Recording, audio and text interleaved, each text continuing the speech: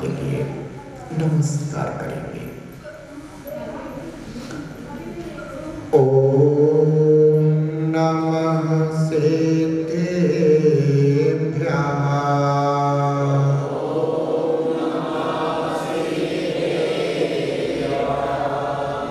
ओम नमः सिद्धेभ्यः।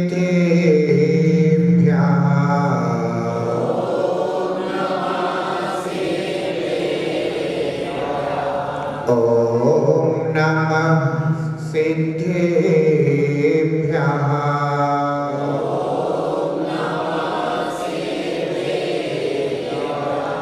ओम नमः सिद्धेभ्यः।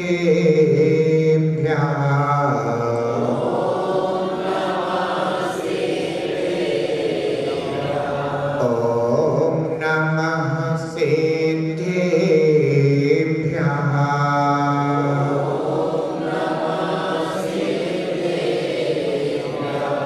ओम नमः सिद्धेभ्यः।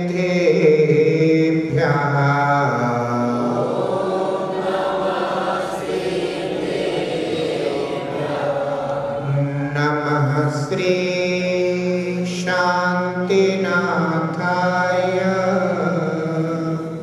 जगज्शांति विधायिने कृष्ण कर्मोग शांताय शांतये सर्वकर्मणां मंगलम भगवान मंगलम वृषभोजिनः मंगलम पूज्यपादार्य जिनागम पन्थोस्तुतं जिनागम पन्थोस्तुतं जिनागम पन्थमंगलम्।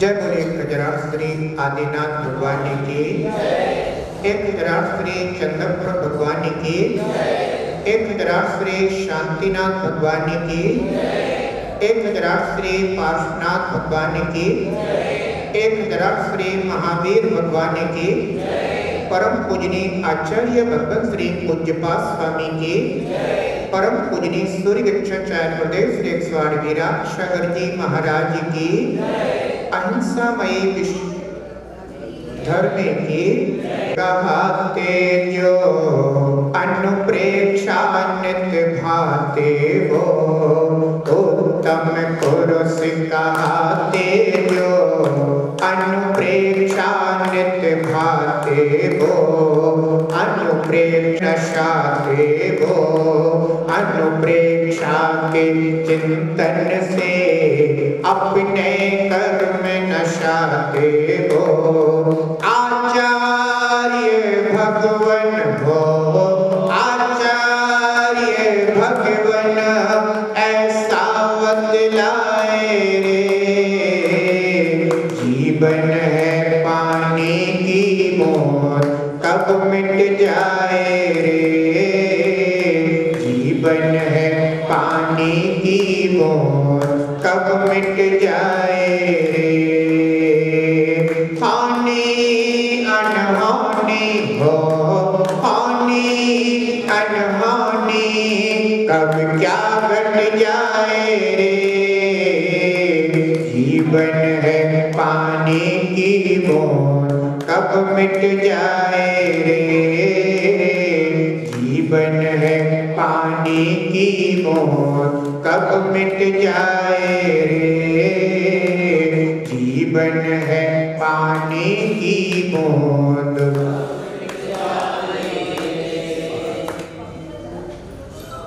जय जिनागम पंथ अनादि अनिधन जिनागम पंथ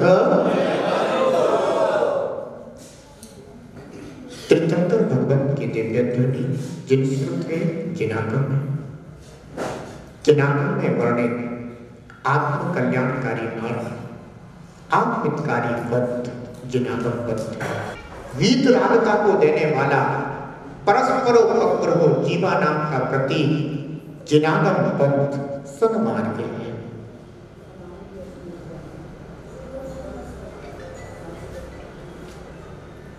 यह संसारी जीवात्मा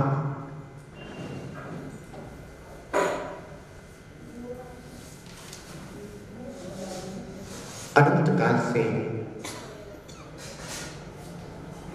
इस संसार में सुख की खोज में लगा है।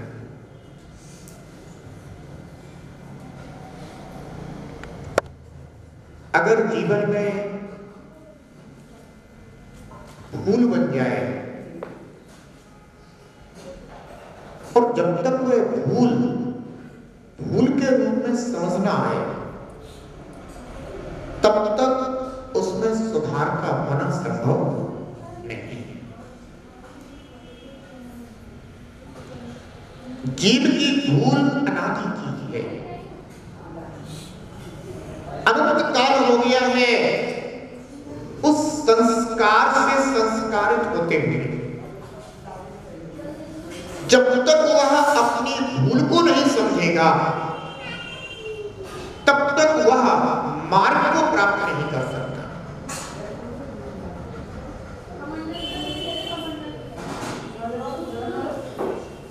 इस जीव को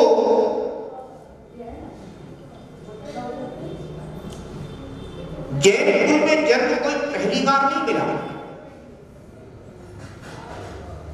अनेकों बार इस कुल में जन्म प्राप्त कर चुका है। और मैं एक बात और बता दूं, कुल में जन्म लेने से कोई धर्मात्मा नहीं हो जाता, पर हां जो धर्म को स्वीकार लेता है वह जरूर जिनेंद्र भगवान के कुल में पैदा हो जाता है।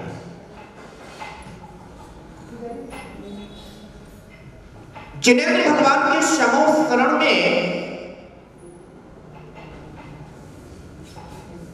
जैन कुल में पैदा हुए जीव ही उपस्थित हुए हो ऐसा नहीं था।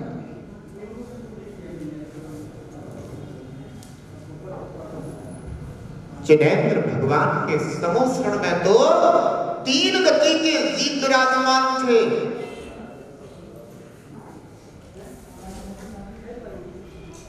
देव गति के जीव भी थे, मनुष्य गति के जीव भी थे और त्रियंश गति के जीव भी विराजे हुए थे। अभी कैसे कहा जा सकता है कि सभी का जन्म कोई जैन कुल में ही हुआ हो? भगवान की आराधना, भगवान की पूजा, भगवान की उपासना केवल जैन ही करते हो, ये बात नहीं थी। जो जिनेंद्र भगवान को स्वीकारते थे, जो जिनेंद्र भगवान के बताए मार्ग पर चलते थे, वे सभी जीव जैन हो जाते थे। वर्तमान में तो जैन भी एक जाति बन गई। जैसे अन्य संप्रदाय ऐसा ही जैन भी अपने आप में एक संप्रदाय बन गए। पर हमें जैन कुल में जन्म मिला, हमारा कैसा व्यवहार होना चाहिए, हमारा कैसा आचरण होना चाहिए, हमारा कैसा चिंतन होना चाहिए, शायद हम इन बातों को नहीं जानते। जैसे अन्य कुल में व्यक्ति पैदा हुआ है और वह अपने कुल के अनुरूप अपना आचरण किया करता है, अपना जीवन किया करता है, ऐसा जैन कुल में व्यक्ति पैदा हुआ है, वो भी उसी के अनुसार अपना जीवन जीता रहता है। पर कभी समझ नहीं पाता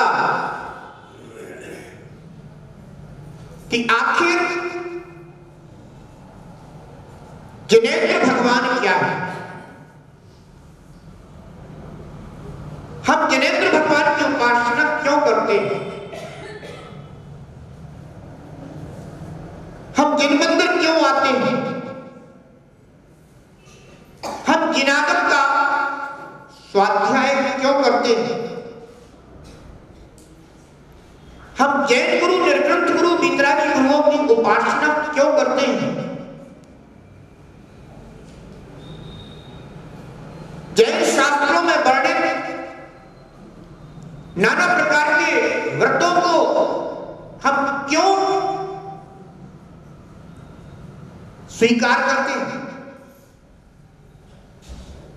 कोई अष्टमी कर रहा है, कोई चतुर्दशी कर रहा है, कोई 10 लक्षण कर रहा है, कोई कर्म दहन कर रहा है।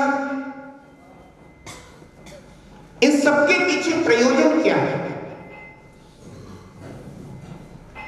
कोई श्रीचक्र विधान कर रहा है, कोई कल्पत्र विधान कर रहा है, तो कोई नित्य पूजा का नियम किए हुए है। इन सब का प्रयोजन क्या है?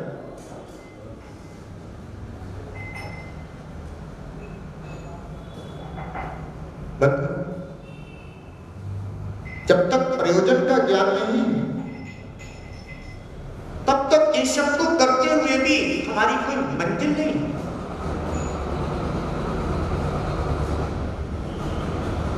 शुद्ध भोजन करने वाला भी मार्ग भटक जाए, अशुद्ध भोजन करने वाला भी मार्ग भटक जाए, क्या मंजिल नहीं है? अकेले शुद्ध भोजन कर लेने से कोई मंजिल नहीं मिल जाती। पर यह जरूर होना चाहिए कि मैंने शुद्ध भोजन क्यों किया।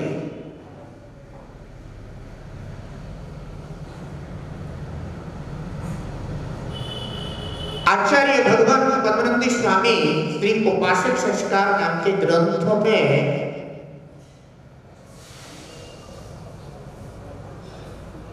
जिनागम पंथी उपासकों को संबोधित कर रहे हैं,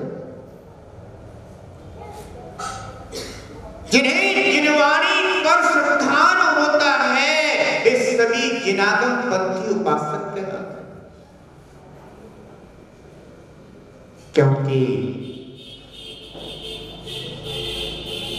भोग भूमि का जब अंत हुआ और प्रथम तीर्थंकर आदिनाथ भगवान हुए, और जब प्रभु आदिनाथ स्वामी को केवल ज्ञान की प्राप्ति हुई, उनकी दिव्य ध्वनि छिड़ी, दिव्य ध्वनि में ही जो मार्ग आया वही मोक्ष मार्ग कहलाया। इसके पहले तो सभी जीव संसार के मार्ग में ही लगे हुए थे। भोग भूमि के काल में केवल भोगों की ही अनुभूति कर रहे थे, भोगमय जीवन था, पर कभी आत्मकारी मार्ग को नहीं पहचानते थे। ये तो भगवान की वाणी है जिसमें आत्मकारी पंथ यानी मार्ग आया। और समोत्सव सभा में बैठे हुए असंख्यात भक्त जीवों को जिनागम पंथ प्राप्त हुआ। अगर भगवान की वाणी न होती तो पंथ नहीं होता, मार्ग नहीं होता, केवल मोह का मार्ग था पर मोक्ष का मार्ग नहीं था।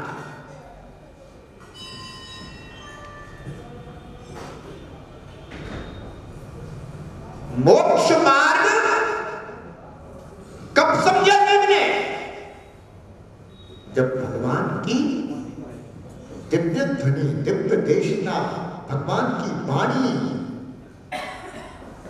भक्त जीवों को प्राप्त, तब मार्ग मिला। भगवान की वाणी ही आज हमारे सामने जिनागम के रूप में प्राप्त है, और उस जिनागम में ही श्रवण का मार्ग और श्रावक का मार्ग दोनों ही प्राप्त हुआ करते हैं। इसीलिए जिनागम पंथ पंचम काल के अंत तक एकमात्र जिनागम ही हमें मार्ग दिखाएगा। अब सर्वत्र प्रभु तो होंगे नहीं,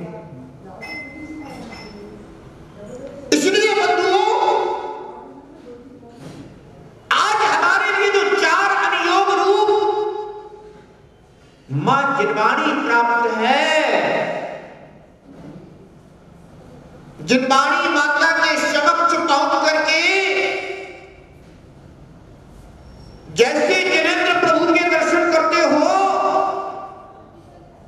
ऐसे ही मां जिनवाणी के दर्शन करके कहना, हे जिनवाणी माता, हमारे लिए हमारा मार्ग बताना।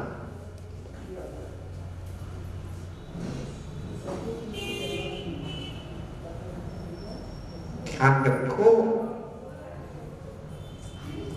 बिना जिनवाणी का स्वाध्याय किए हमें मार्ग मिलने वाला नहीं है।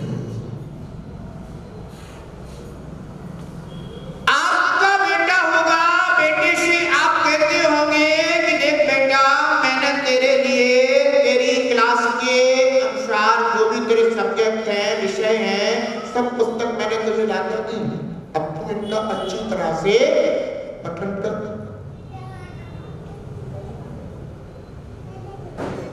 और अगर आपका बेटा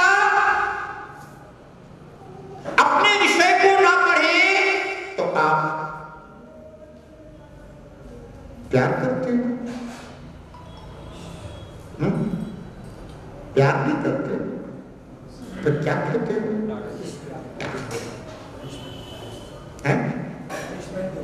डांटते हो उसको, जब आज तुमने अपना सब्जेक्ट नहीं पढ़ा। बच्चे को डांटना सरल है, पर कभी यह चिंतन आपने अपने लिए भी किया?